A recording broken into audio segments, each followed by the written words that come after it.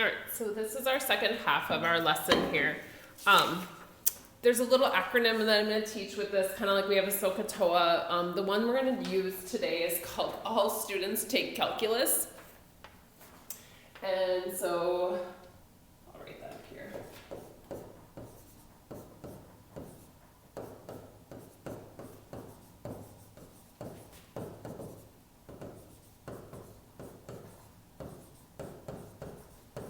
So if you want to find something better than that to remember it, but all students take calculus is the way I've been told how to memorize it. So the acronym is to help us to know where each trig function is positive. So this acronym tells us where each trig function is positive.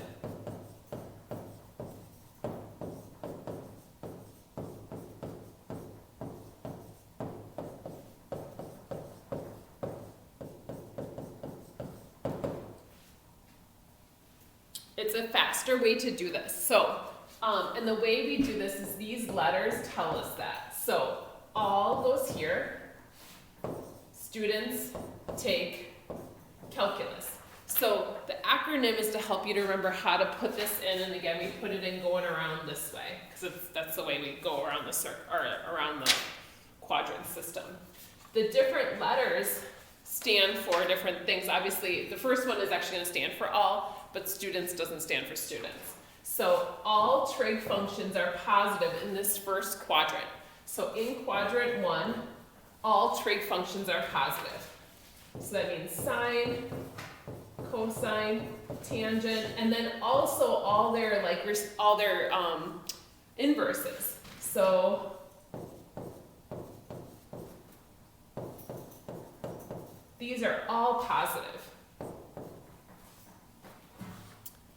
The next one, again, doesn't stand for students. That students is positive. It stands for that sine is positive. But that means the other ones are not. So cosine and tangent would be negative. But remember, sine goes with cosecant.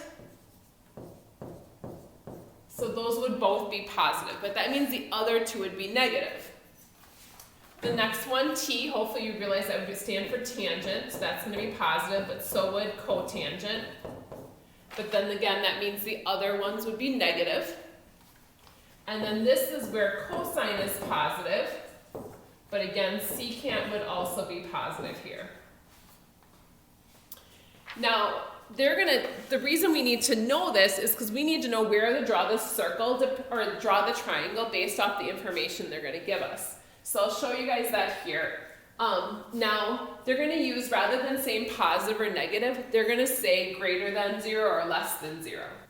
So when you guys see, so if I say like sine is greater than 0, they're saying sine is positive.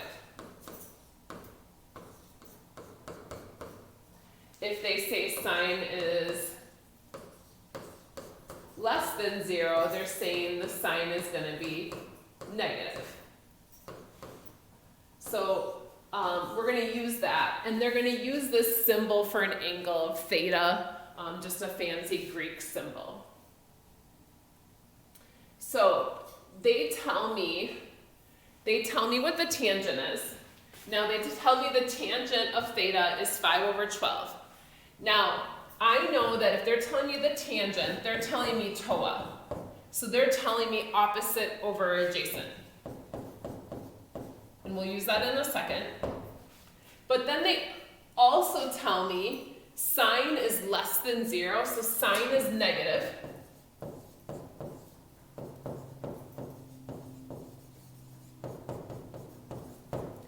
But I also know something about tangent. 5/12 is positive. So tangent of theta is also positive.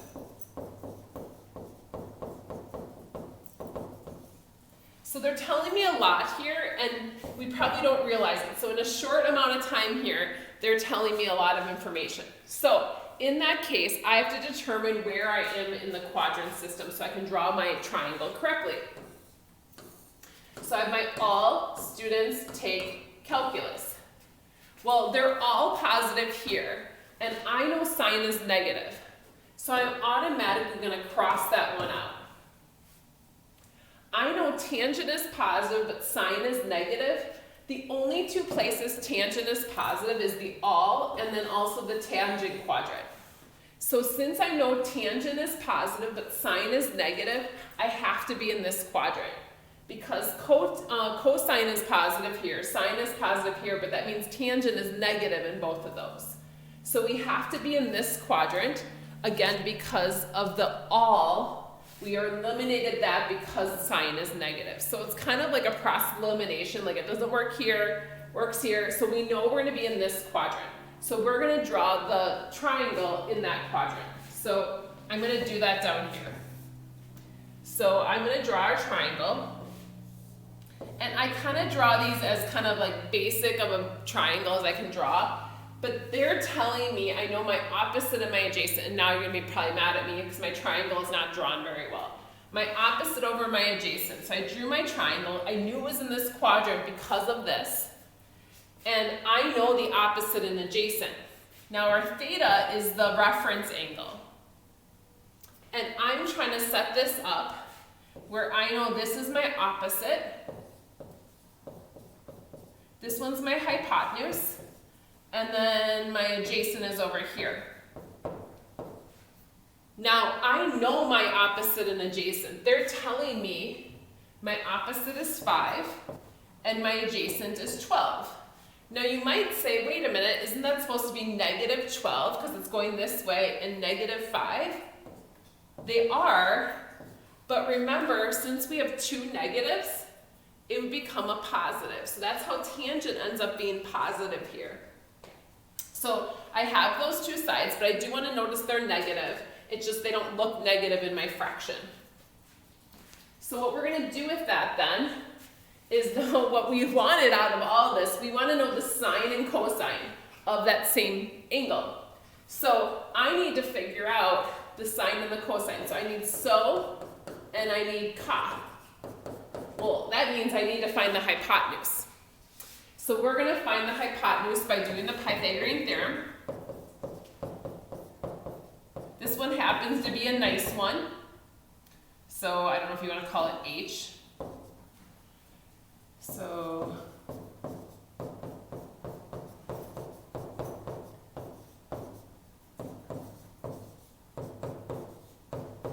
I take the square root and I find out that H is going to be 13. And again, remember the hypotenuse is always going to be positive. So I found my hypotenuse. So they want the sine of theta and also the cosine of theta. Now remember though, because of the quadrant we're in, sine and cosine are supposed to be negative here. They're both negative. So these answers better be negative when I go to draw them. So sine is so opposite over hypotenuse. So negative 5 over 13. Cosine is adjacent over hypotenuse, so negative 12 over 13. So those are the two other ratios they were looking for. All right, so again, determining which quadrant you're in, finding that third side, and then being able to set up those two other ratios. So we're going to do one more problem like this, but this one's going to ask us for all the trig ratios. So our next one here, they tell us my sine of theta is negative 1 over 5. Now again, I know already that sine is negative. This is important, but now they're telling me cosine is greater than 0. So cosine is positive. So in terms of my all students take calculus, all students take calculus. Well, since sine is negative, it's not in the all section. All of them are positive there. Now sine is negative, so we're automatically not in the sine quadrant. Take is tangent. That means tangent is positive, but that means cosine would be negative. So technically we're here because cosine is positive here. So I'm going to draw my triangle in this quadrant. And again, when I draw this, I usually draw it kind of as most basic as I can. And so I have my opposite over my hypotenuse. And I go to label this, I have 1 over 5. Now I'm hoping you think about this for a second. Since I went down 1, there's where the negative comes in. So a negative 1 down, the hypotenuse is always positive. We're going to have to find that adjacent side. So we're going to do Pythagorean theorem. So my adjacent I'm going to call little a.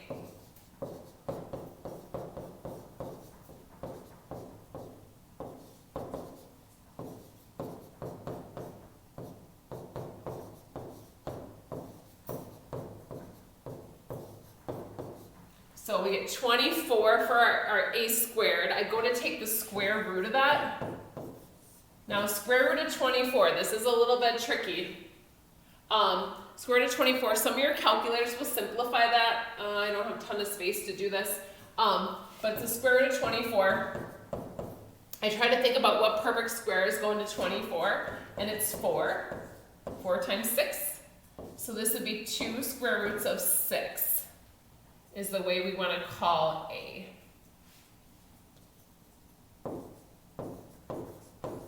So that's our little a. And that's going to be positive because it's going in the positive, like x direction. So that's a little bit strange, but now we're going to set up all our other trig ratios. Now, just because I'm used to writing them this way, I'm just going to write them all. So this takes us back to our couple classes ago.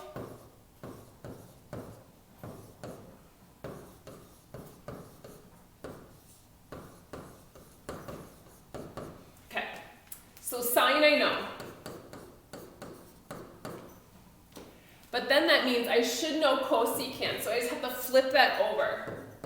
-5/1 or just -5 would be fine. Now cosine, a little bit trickier here. Cosine is a over h. So our a is this 2 square roots of 6 over my h, which is 5. And now remember, cosine is supposed to be positive, so it makes sense that it's positive here. Now the secant, I have to flip that over. So this is a little bit of a pain. So again, if your calculator doesn't do this for you, you have to do a little bit more work. We multiply by the square root of 6. I'm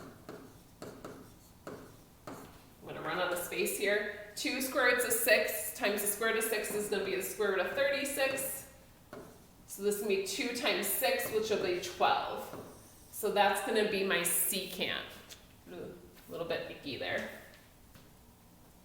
Now our tangent is opposite over adjacent. So opposite is -1. The adjacent is that 2 square roots of 6. Again, we have to get rid of that square root of 6 on the bottom. So the bottom becomes the same as this one, which would be 12. And then cotangent's the flipped version of this. So I probably should have flipped it right away. It's going to be 2 square roots of 6 over -1. And then, so that's just a -2 square roots of 6. Now, the fact that tangent came out to be negative makes sense because the only thing that was supposed to be positive in this quadrant is cosine. So, you guys should be, I'm hoping this makes sense. This is, I think, enough of what we did last class, I hope. If not, bring questions. I hope to be back. And that this was just a quick thing that I'm not feeling great. So let me know, send me an email if you have any questions. You have a worksheet that you should be able to grab from the sub. I hope this went okay. Thanks.